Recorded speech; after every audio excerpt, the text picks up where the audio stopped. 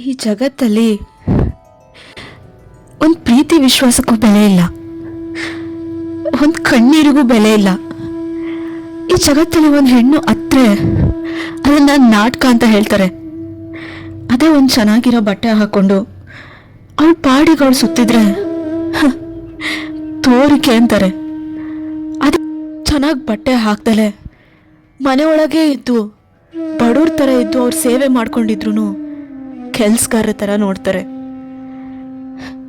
ಅರ್ಧ ಬರ್ಧ ಬಟ್ಟೆ ಹಾಕಿ ಅವಳ ಪಾಡಿಗಳು ಎಂಜಾಯ್ ಮಾಡಿದ್ರೆ ಸುಳ್ಳೇರು ಅಂತ ಕರೀತಾರೆ. ಈ ಪ್ರಪಂಚ ಅಂತ ಅನ್ನೋದಕ್ಕಿಂತ ಪ್ರತಿಯೊಂದು ಮನೇಲೂ ಒಬ್ಬ ಅಪ್ಪ, ಅಣ್ಣ, ತಮ್ಮ, ಗಂಡ, ಲವ್ವರು ಎಲ್ಲರೂ ಒಂದು ಹುಡುಗಿನ ಅವ್ರ ಕೈ ಒಳಗಡೆನೆ ಇಟ್ಕೊಳಕ್ ನೋಡ್ತಾರೆ. ಅವಳಿಗೆ ಎಷ್ಟು ಆಸೆ ಇರುತ್ತೆ ಜೀವನದಲ್ಲಿ ಹಾರಾಡಬೇಕು, ಖುಷಿಯಾಗಿರ್ಬೇಕು, ಎಲ್ಲರ ಜೊತೆನೂ ಚೆನ್ನಾಗಿ ಮಿಂಗಲ್ ಆಗಬೇಕು, ಅವಳು ಜಗತ್ತನ್ನು ನೋಡಬೇಕು, ಅವಳು ಜಗತ್ತನ್ನು ಸುತ್ತಬೇಕು ಅಂತ ತುಂಬ ಆಸೆ ಇರುತ್ತೆ. ಆ ಎಲ್ಲ ಆಸೆನೂ ಕಟ್ಟಿಟ್ಬಿಟ್ಟು ತನ್ನ ಫ್ಯಾಮಿಲಿಗೋಸ್ಕರ, ಅವಳ ಮಕ್ಕಳಿಗೋಸ್ಕರ ಎಷ್ಟು ಅವಳ ಜೀವನನೇ ತಿಳಿದ್ರು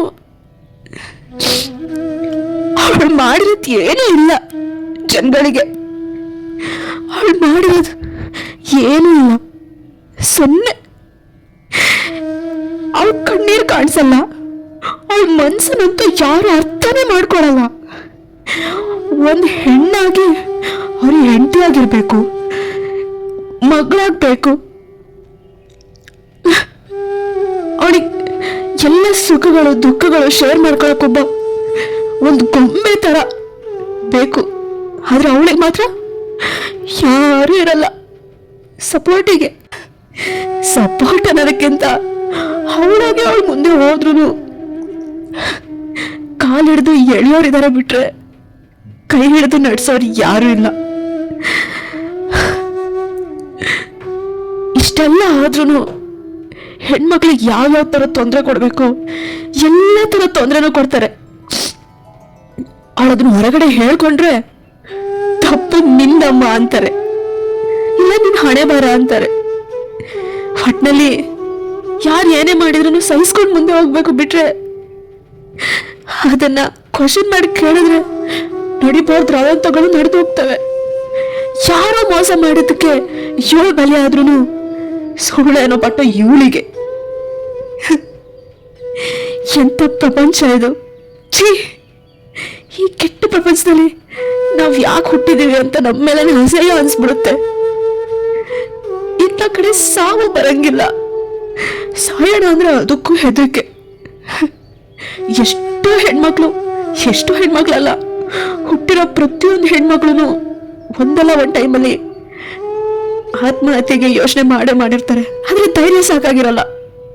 ಯಾಕಂದ್ರೆ ಬದುಕಕ್ ಬೇಕಾಗಿರೋ ಧೈರ್ಯಕ್ಕಿಂತ ಸಹಾಯಕ್ ಬೇಕಾಗಿರೋ ಧೈರ್ಯನೇ ಜಾಸ್ತಿ ಬೇಕಾಗುತ್ತೆ. ಅಷ್ಟೊಂದು ಧೈರ್ಯ ಇಲ್ಲ.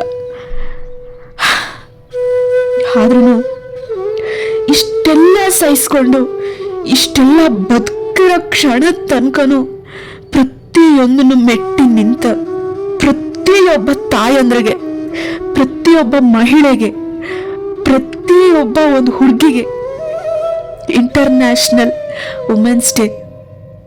I am proud of all the women. Such a great. Personally ನನ್ನ ತಾಯಿ ಪ್ರತಿಯೊಬ್ಬ ಹೆಣ್ಮಗಳನ್ನು ಸ್ಟ್ರಾಂಗ್ ಆಗಿ ಬೆಳೆಸೋದು ಅವಳ ತಾಯಿ ಮಾತ್ರ.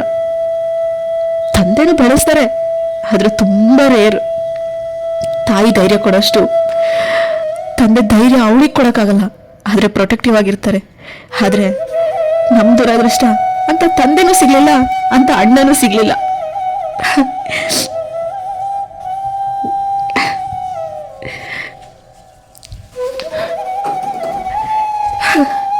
ಇಟ್ಲ ಕಡೆ ಅಣ್ಣ ಅಪ್ಪ ಇಬ್ರು ಹೆಣ್ಮಕ್ಳು ಇರೋದೇ ಬೇರೆ ವಿಷಯಕ್ಕೆ ಅಂತ ಯೋಚನೆ ಮಾಡ್ತಾರೆ ಬಿಟ್ರೆ ಅವರೆಲ್ಲದನ್ನು ಮೆಟ್ಟಿ ಮುಂದೆ ಹೋಗ್ಬೇಕು ಅಂತ ನನಗಂತೂ ಯಾವನು ಸಪೋರ್ಟ್ ಮಾಡಿಲ್ಲ. ನಮ್ಮಮ್ಮ ಎಷ್ಟೇ ಕಷ್ಟ ಅನುಭವಿಸಿದ್ರು ಅವರಿಬ್ಬರಿಂದನೂ ನನಗೆ ಇದುವರೆಗೂ ಪ್ರೊಟೆಕ್ಟಿವ್ ಆಗಿದ್ದಾರೆ. ಥ್ಯಾಂಕ್ ಯು ಸೋ ಮಚ್ ಮಾ.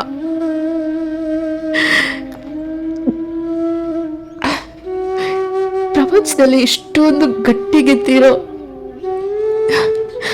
ಅಮ್ಮ, ನಿನ್ ಜಾಗದಲ್ಲಿ ಆ ದೇವ್ರ ಚಾಮುಂಡೇಶ್ವರಿ ಬಂದ್ರು ಕೂಡ ಅವಳ ಕೈಲಿ ನಿನ್ ಲೈಫ್ ಹ್ಯಾಂಡಲ್ ಮಾಡಿರೋಂಗೆ ಅವಳ ಕೈಲಿ ಹ್ಯಾಂಡಲ್ ಆಗಲ್ಲ ಅಮ್ಮ.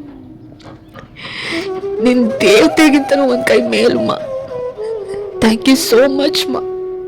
ನಿನ್ನ ಆರೋಗ್ಯನ ಲೆಕ್ಕಿಸ್ದೆ, ಮನೆಯವ್ರು ಚೆನ್ನಾಗಿರ್ಬೇಕು ಅಂತ ಪ್ರತಿಯೊಂದನ್ನು ಮಾಡಿದೆ. ಆದ್ರೆ ಅವ್ರು ನಿನಗೆ ಕೊಟ್ಟಿದ್ದೇನು? ಬರೀ ನೋವು, ದುಃಖ. ನಿನ್ನ ಆಸೆ ಏನು ಅಂತ ಇದುವರೆಗೂ ಯಾರು ಕೇಳಿಲ್ಲ.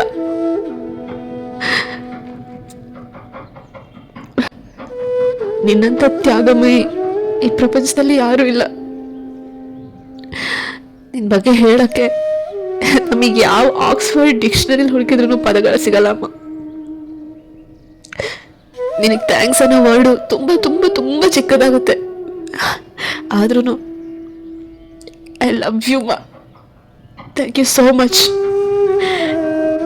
ಆರೋಗ್ಯವಾಗಿ ನೆಮ್ಮದಿಯಾಗಿ ನೀನ್ ಖುಷಿಯಾಗಿರಮ್ಮ. ಯಾರು ಏನೇ ತೊಂದರೆ ಕೊಟ್ರು ಅವ್ರನ್ನ ಕೊಡ್ಬೇಡ ಅಂತ ನಾವು ಎಷ್ಟು ಹೇಳಿದ್ರು ಅವ್ರು ಕೊಡ್ತಾರೆ. ಬಟ್ ಇಷ್ಟೇ ಧೈರ್ಯವಾಗಿ ಇದೇ ಥರ ನಮಗೂ ಧೈರ್ಯ ತುಂಬ್ತಾ ಆರೋಗ್ಯವಾಗಿ ಖುಷಿಯಾಗಿ ಇರಮ್ಮ.